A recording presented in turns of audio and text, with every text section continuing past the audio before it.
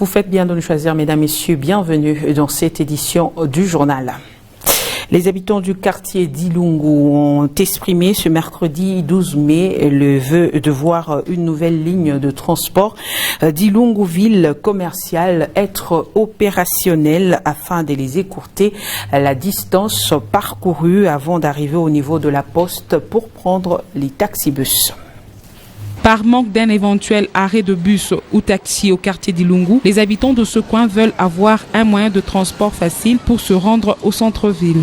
Ça va nous faciliter le déplacement de chez nous, de Ilungu vers la ville. D'autant plus qu'il n'y a pas beaucoup de chauffeurs ou des taxibus qui vont en ville. Certains effectuent de longs trajets pour arriver à la poste afin d'accéder à la ville. On a vraiment besoin parce que tellement il y a de monde, il y a des avenues qui naissent ça et là. Alors ça crée un peu des embouteillages pour avoir un peu de bus, il faut aller vers la poste là-bas. Et nous qui sommes du côté ici, ça nous prend un peu du temps. Vraiment c'est un besoin qui est ressenti. C'est une bonne idée d'avoir un arrêt bus ici du niveau de l'Ilungu pour nous amener directement vers le centre-ville. Vraiment, pour quitter ici et chercher l'arrêt qui peut nous amener directement vers le centre-ville, c'est un peu loin. Alors parfois nous les élèves, nous avons un peu en retard à l'école. C'est pour ça qu'on nous a amené un peu un arrêt bus ici directement vers le centre-ville. Les habitants du quartier d'Ilungu lancent un appel aux autorités compétentes de trouver une solution pour l'installation d'un nouvel arrêt bus ou de techniques. Et puis le prix des denrées alimentaires de première nécessité ont relativement haussé sur le marché depuis près d'une semaine pour des raisons non élucidées. C'est le cas de riz, huile de table, pour ne citer que cela.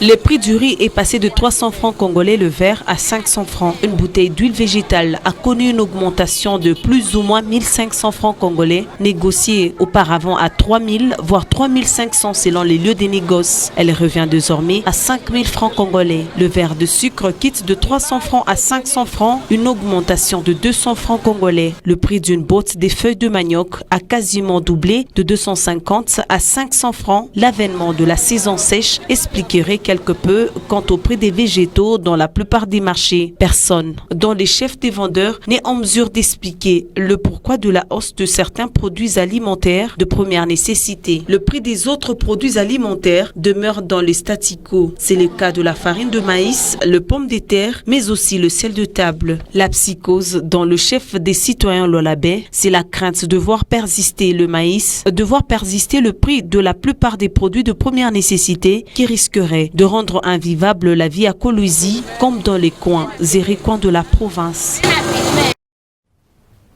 Une maison d'habitation a pris feu dans un incendie qui s'est produit tard dans la soirée, le mardi 11 mai 2021 au quartier Jolicite. Selon les témoins trouvés sur place, la coupure intempestive du courant serait à la base de cet incendie. C'est un événement inhabituel qui s'est produit dans le quartier Jolicite, précisément sur l'avenue Yamisanou. Une maison a pris feu tard dans la soirée du mercredi 11 mai, pendant que les responsables de la maison n'étaient pas présents, comme nous confirment ces témoins trouvés sur place. Notre maman est en déplacement vers le Lubumbashi. Papa était au travail. Sur place, nous étions seuls les enfants. On nous a seulement appris que de l'autre côté, il y avait la fumée, mais la barrière était fermée. D'autres, par ailleurs, accusent la SNEL d'être à la base de ces situations suite aux coupures intempestives du courant électrique. En tout cas, avec la SNEL, nous enregistrons trop de coupures intempestives du courant électrique. Nous ne savons plus à quel sens se vouer, on ne comprend pas. Nous accusons toujours la SNEL d'être à la base. Ici, à Jolicite, il y a carence du courant électrique. Il a fallu plus ou moins 1 heure pour voir les camions anti-incendie arriver sur les lieux qui malheureusement a trouvé presque tous les biens de la maison calcinés. Le 12 mai de chaque année, le monde célèbre la journée de l'infirmier au Lualaba. Les hommes en blouse blanche se sont réunis dans la grande salle forum pour une matinée de réflexion. En marge de la célébration de la journée des infirmiers, les hommes et femmes à la toge blanc et bleue se sont réunis dans la grande salle du Cercle Forum pour commémorer leur journée.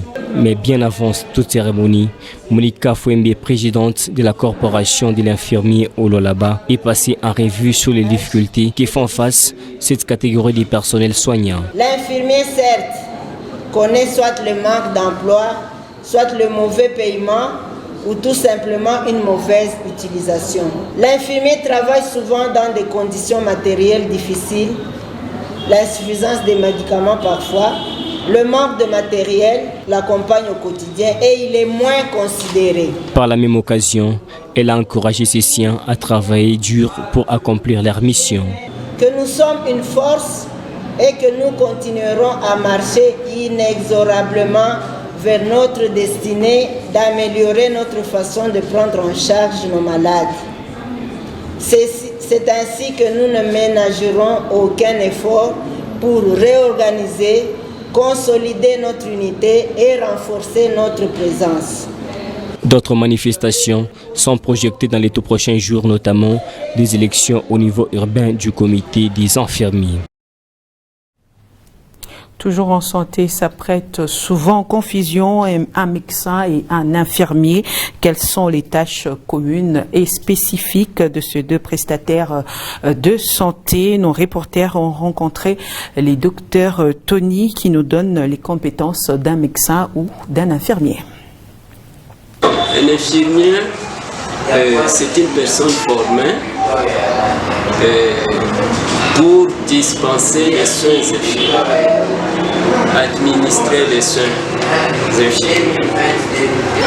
La différence, je pense que le médecin, il consulte les malades, il fait des opérations et ça dépend aussi, il y a des spécialistes qui s'occupent aussi de d'autres cas, donc tout dépend, il y a des généralistes et aussi des spécialistes.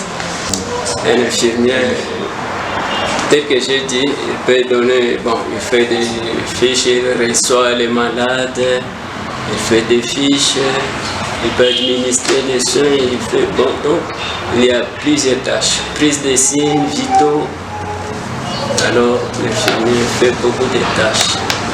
Les difficultés sont énormes, il y a plusieurs difficultés parce que ici au centre par exemple, nous ne sommes pas appuyés par les partenaires. Il y a aussi un autre problème, vous voyez, nous ne sommes pas reconnus par l'État, nous n'avons pas de matricule, nous ne sommes pas payés par l'État. Les messages qu'on pouvait lancer à tout le monde, à tous les infirmiers, et surtout respecter notre tâche et vous êtes vraiment...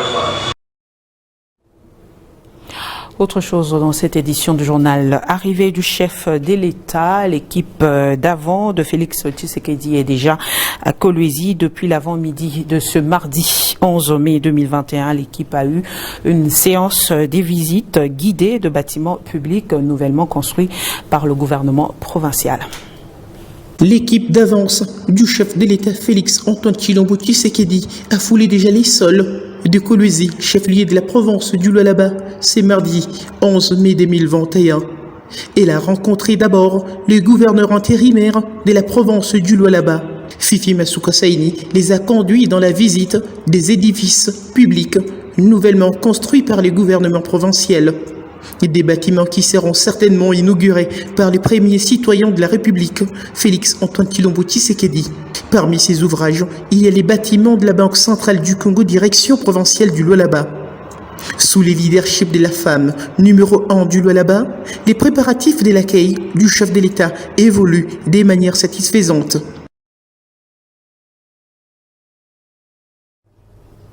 Le chef de l'État congolais est attendu ce jeudi 13 mai 2021 à Kolwezi, chef-lieu du Lualaba. La ville vibre déjà au rythme de l'accueil du premier d'entre les Congolais.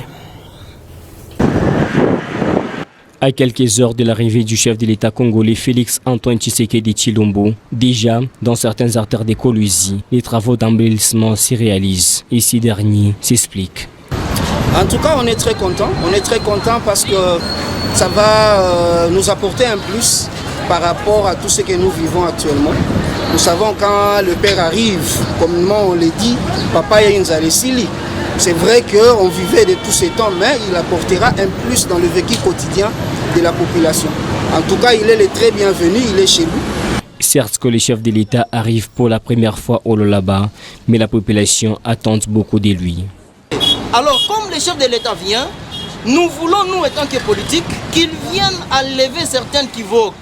Entre autres, ceux qui parlent de la politique, entre autres les gouverneurs et les vice-gouverneurs. Alors, lui étant que le garant de la bonne fonctionnement de la nation, le commandant suprême, lorsqu'il vient ici, qu'il ne puisse pas vraiment passer sans souligner, sans dire aucun mot vis-à-vis de ce qui se passe entre le gouverneur et le vice-gouverneur. Et son arrivée, vraiment, j'espère très bien, ça doit nous soulager et ça doit quand même calmer ou soit amener la paix. Parce que nous-mêmes, le labé, on n'a pas arrivé à semer la paix. Ici est de signaler que plusieurs dispositifs sécuritaires sont mis en place pour sécuriser l'arrivée du chef de l'État. Le Conseil provincial de la jeunesse appelle tous les jeunes à afficher un comportement responsable, surtout éviter le dérapage. Pour nous, c'est un sentiment de joie de voir aujourd'hui le commandant suprême, l'excellence Félix Antoine Tshisekedi Tshilombo, venir fouler ses pieds pour la première fois dans notre province du Lualaba. C'est un grand honneur pour nous. C'est une fierté pour toute la jeunesse de la province. Les grandes attentes que nous avons, c'est le climat de paix dans notre province. Et nous voulons que la présence du chef de l'État puisse apporter ce climat de paix que nous avions depuis longtemps, que nous semblons perdre aujourd'hui, parce qu'il y a des divisions par-ci par-là, les jeunes se divisent, il y a des camps qui se créent par-ci par-là. La jeunesse, nous devons être positifs.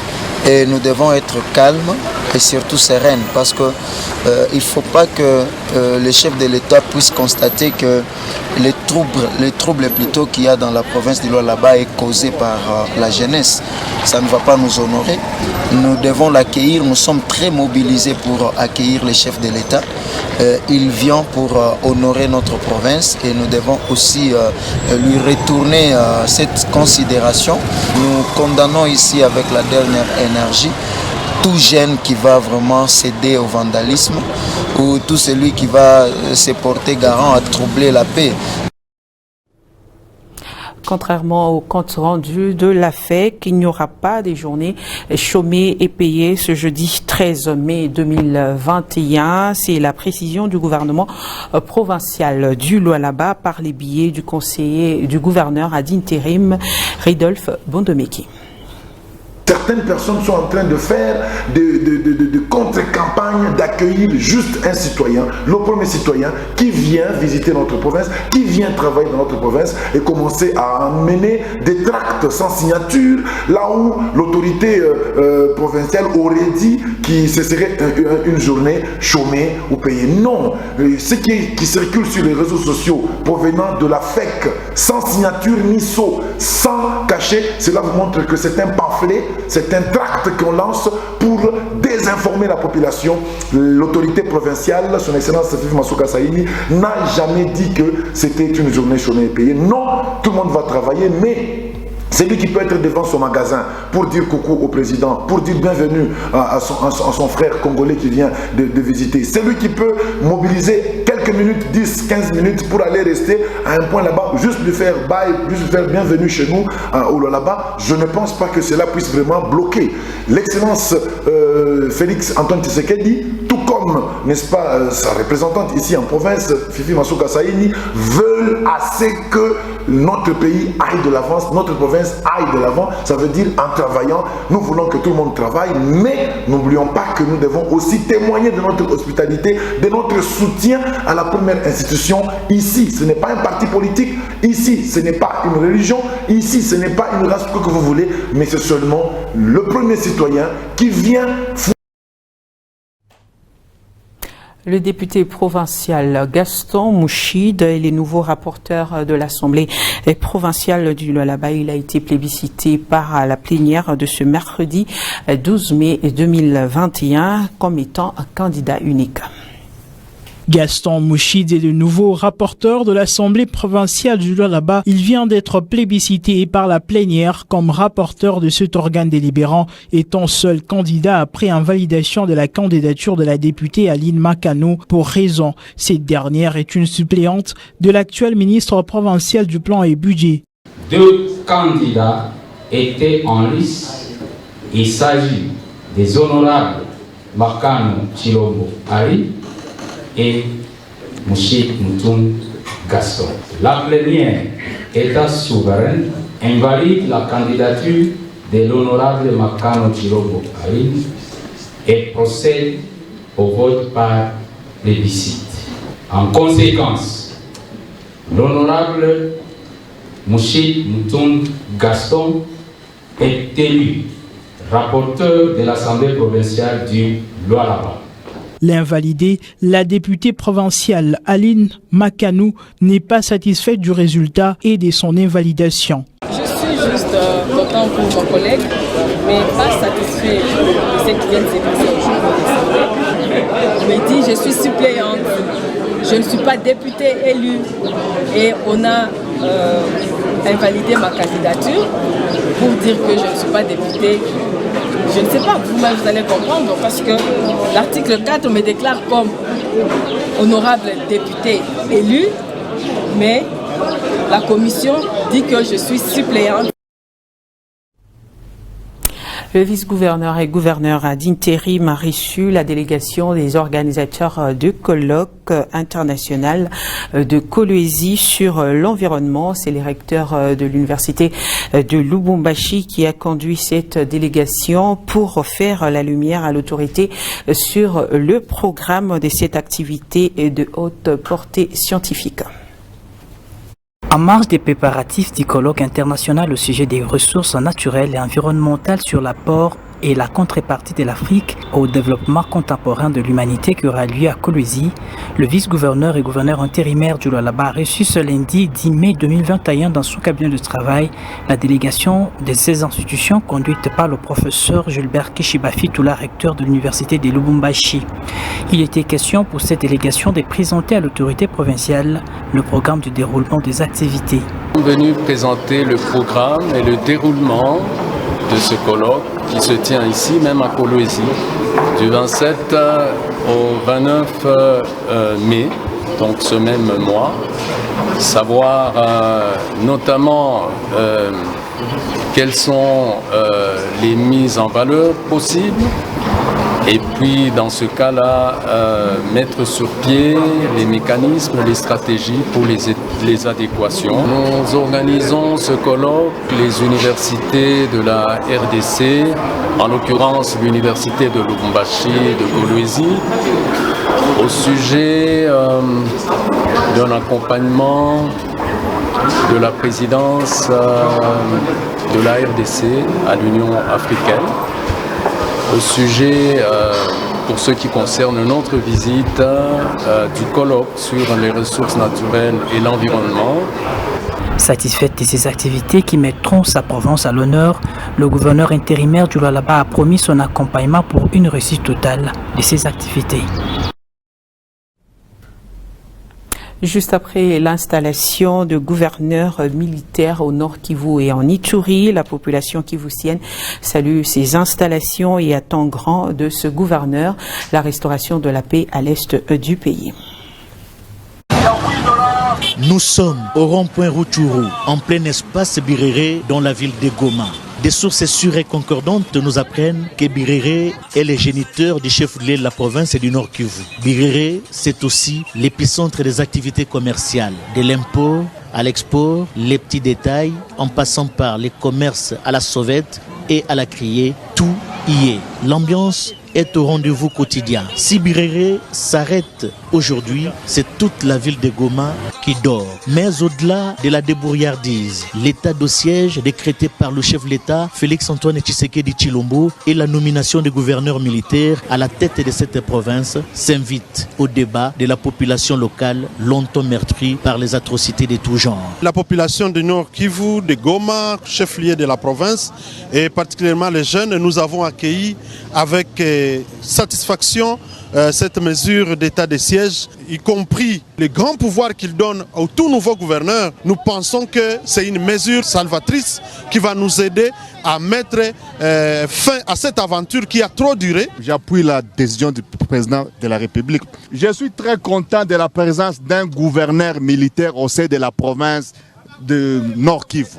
Sur le plan social, deux faits attirent l'attention de toute personne qui passe par Birere. La moto s'impose comme moyen de transport en commun par excellence, créant parfois des embouteillages dans la ville de Goma, une ville estimée à plus de 1 million d'habitants.